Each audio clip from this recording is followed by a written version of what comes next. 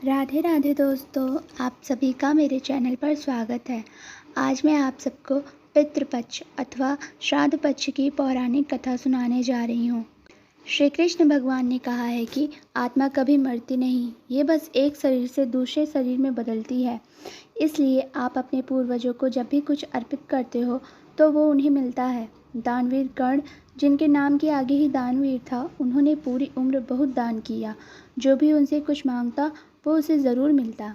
कर्ण जब परलोक गए तो वहाँ उन्हें वो कुछ दोगुना दिया गया जो कि उन्होंने दान किया था, लेकिन वो सब हीरे जवाहरात और सोना चांदी थे। कर्ण को खाने को कुछ नहीं मिला क्योंकि उन्होंने कभी भोजन दान नहीं किया था।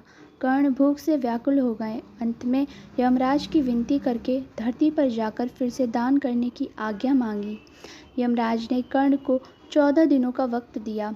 कर्ण ने धरती पर आकर जमकर भोजन दान किया और श्राद्ध किया। जब कर्ण परलोक वापस आए तो उनके पास खाना पहुंच चुका था। इसलिए हिंदुओं में भोजन दान करना बहुत शुभ माना गया है। श्राद्धों के दौरान तो गरीबों को भोजन खिलाना ही चाहिए। इसके जरिए हमारे पूर्वजों को सीधे ये पहुंच जाता है। कहा जाता है कि इन दिनों यमराज की आज्ञा से आत्माएं जमीन पर आती हैं और अपने वंशजों की ओर से अर्पित किए गए भोजन का भोग करती हैं। अन्य पौराणिक कथा। एक बार दो भाई थे, जोगे और भोगे। जोगे अमीर था और भोगे गरीब। एक बार श्राद्ध का वक्त था तो अमीर भाई की पत्नी ने उससे श्राद्ध करने को कहा, लेकिन वो इसे व्यर्थ की बात मानकर टालता रहा। ऐसा करने पर अमीर भाई की पत्नी ने सोचा, अगर श्राद्ध नहीं किया तो लोग बातें बनाएंगे। इसके लिए ऐसा करती हूँ कि अपने मायके वालों को दावत पर बुलाकर अपनी शान दिखाऊंगी। वहीं अमीर भाई की पत्नी ने श्राद्ध पर मदद करने के लिए गरीब भोगे की पत्नी को बुला लिया।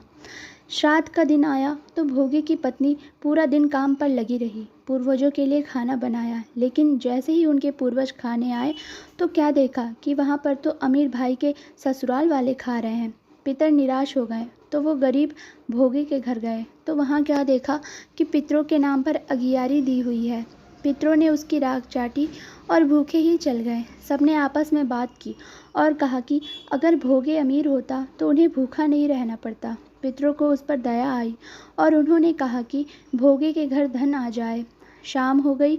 गरीब भोगे के बच्चे खाना मांगने लगे, लेकिन उनके घर में कुछ नहीं था।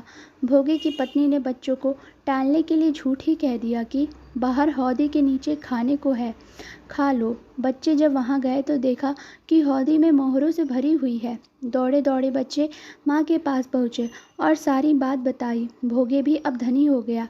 अगले साल जब पितृपक्ष आया तो उसने अच्छे से श्राद्ध मनाया, 56 तरह के भोग लगाए और ब्राह्मणों को भी भोजन कराया।